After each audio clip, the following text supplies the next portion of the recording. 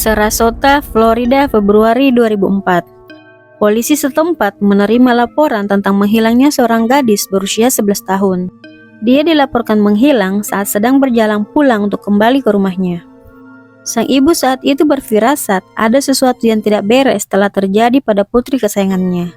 Dan setelah beberapa hari menghilang, jasad gadis ini ditemukan di hutan di dekat gereja yang tidak jauh dari rumahnya. Jasad gadis ini ditemukan dalam kondisi telanjang dari pinggang ke bawah, serta di bagian atas tubuhnya meski masih memakai baju namun dalaman atasnya telah terbuka. Dan setelah kematian tragis putrinya ini, sang ibu ditemukan meninggal.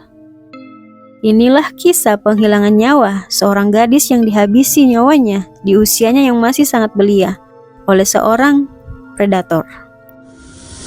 Let's restart the case.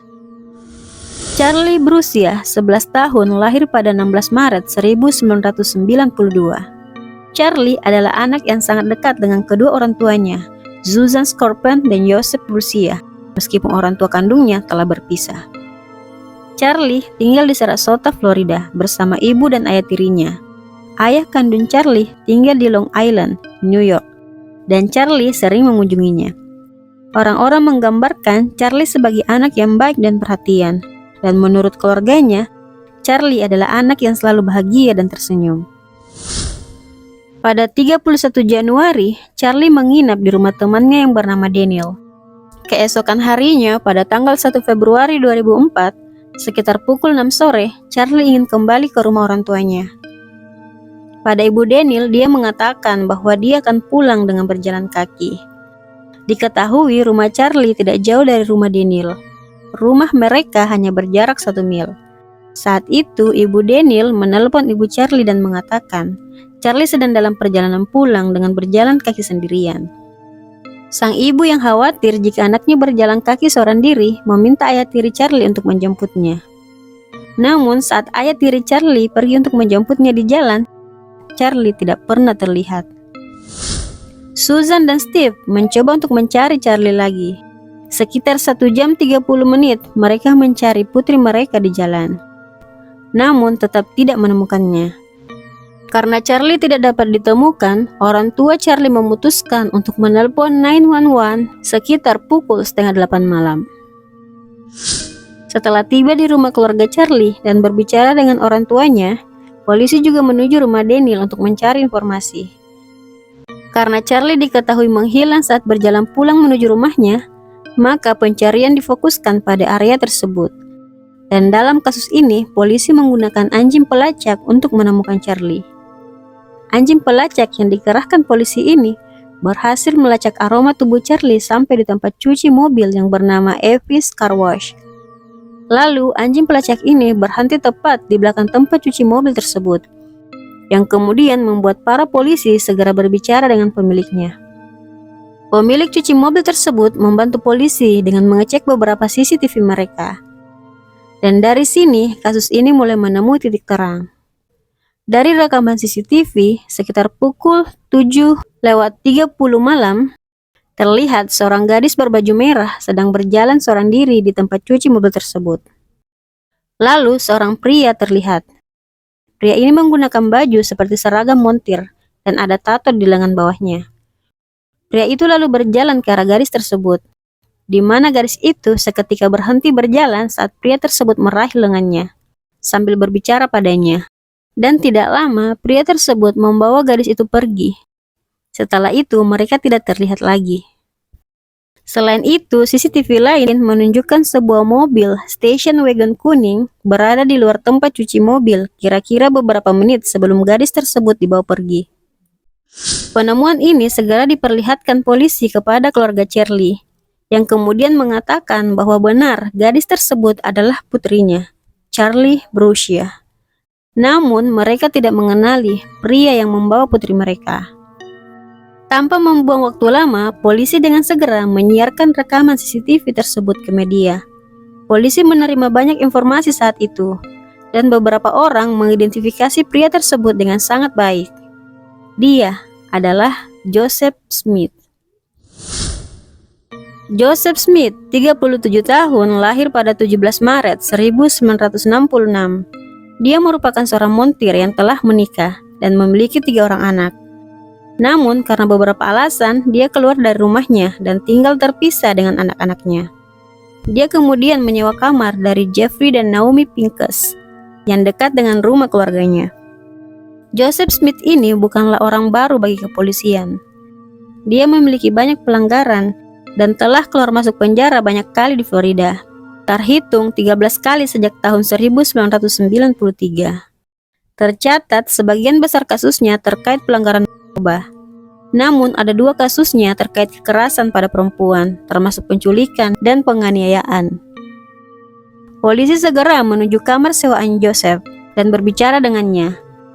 Pada polisi, Joseph mengatakan saat Charlie menghilang, saya sedang di rumah menonton Super Bowl.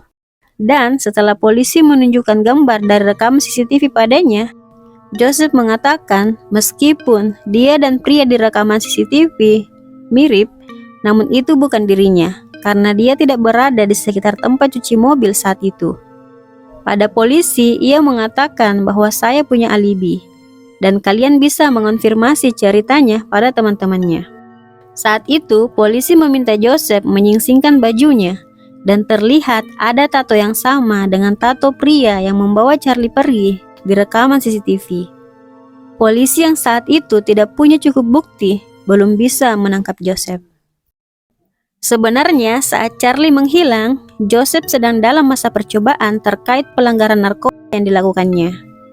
Dan setelah sekitar 1 jam polisi tiba di rumah Joseph, petugas masa percobaan Joseph datang membantu.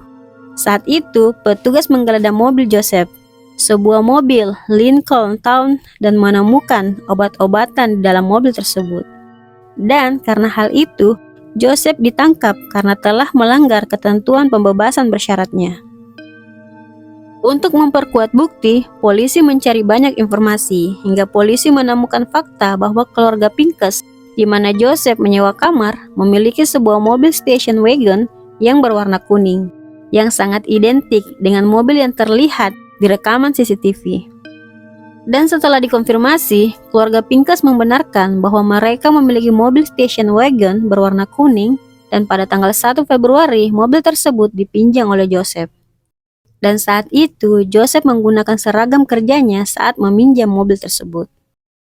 Dengan segera polisi menggeledah mobil tersebut dan menemukan bukti yang akan membuat Joseph tidak bisa beralasan lagi. Saat itu, polisi menemukan 2 helai rambut yang identik dengan rambut Charlie di mobil tersebut, dan menemukan beberapa serat yang identik dengan baju yang dipakai Charlie saat menghilang. Dan dengan penemuan ini, Joseph dibawa untuk diwawancarai polisi. Namun, dia tak mau mengatakan apapun saat itu. Sementara itu, keberadaan Charlie masih belum diketahui. Sudah ada beberapa bukti yang tertuju pada Joseph, namun Joseph belum mengatakan apapun tentang Charlie. Hingga saat John Smith, saudara Joseph yang telah ditelepon Joseph saat ditahanan, memberitahukan polisi tentang kebenaran yang akan melukai keluarga Charlie. Saat itu, John mengatakan pada polisi bahwa dia bertanya pada Joseph tentang Charlie. Dan Joseph mengatakan dia tidak banyak mengingat tentang Charlie, karena saat itu dia sedang di bawah pengaruh obat-obatan. Namun katanya dia menculik Charlie lalu menyerangnya secara seksual dengan brutal dan kasar. Tapi saat itu dia tidak tahu apakah Charlie masih hidup atau telah tewas. Tapi mungkin telah tewas, tambah Joseph. Menurut adiknya, Joseph juga mengatakan bahwa dia mencekik Charlie saat itu. John kemudian bertanya lagi tentang keberadaan Charlie, dan Joseph mengatakan dia ada di area hutan sekitar gereja Central Church of Christ di Jalan Proctor. Nah, setelah John memberitahu polisi tentang jasad Charlie, pada 6 Februari 2004, polisi segera melakukan pencarian terhadap Charlie dan menemukan tubuh tidak bernyawanya di area hutan sekitar gereja. Setelah 5 hari dia menghilang. Saat jasad Charlie ditemukan, dia masih mengenakan baju merahnya dengan bra yang telah terbuka, tapi dari pinggang ke bawah dia telah panjang dan hanya mengenakan kaos kaki. Saat itu, tim medis yakin jasad Charlie diseret ke area hutan karena kondisi jasad saat itu ada beberapa lecet. Selain itu, terdapat bekas ikatan di sekitar leher Charlie, dan juga ada bekas ikatan di kedua tangannya. Serta ada DNA Joseph ditemukan menempel di baju Charlie. Charlie berusia telah diculik ketika dia sedang berjalan pulang. Kemudian dia diperkosa dengan kasar dan brutal. Setelah itu, Joseph mencekiknya hingga tewas. Lalu jasadnya ditinggalkan di area hutan sekitar gereja yang hanya beberapa mil dari rumahnya. Atas tindakan keji Joseph, pada 20 Februari, Joseph didakwa atas penghilangan nyawa tingkat pertama serta dakwaan terpisah terkait penculikan dan pelecehan seksual pada Charlie berusia. Joseph Smith terbukti bersalah atas semua dakwaan pada 17 November 2005. Dan pada tanggal 15 Maret 2006, Joseph Smith dijatuhi hukuman mati dengan suntikan mematikan atas penghilangan nyawa tingkat pertama pada Charlie, dan 2 hukuman seumur hidup atas penculikan dan pelecehan seksual pada Charlie. Namun, sebelum Joseph sempat dieksekusi, Joseph dilaporkan meninggal di penjara pada 26 Juli 2021, saat usianya 55 tahun.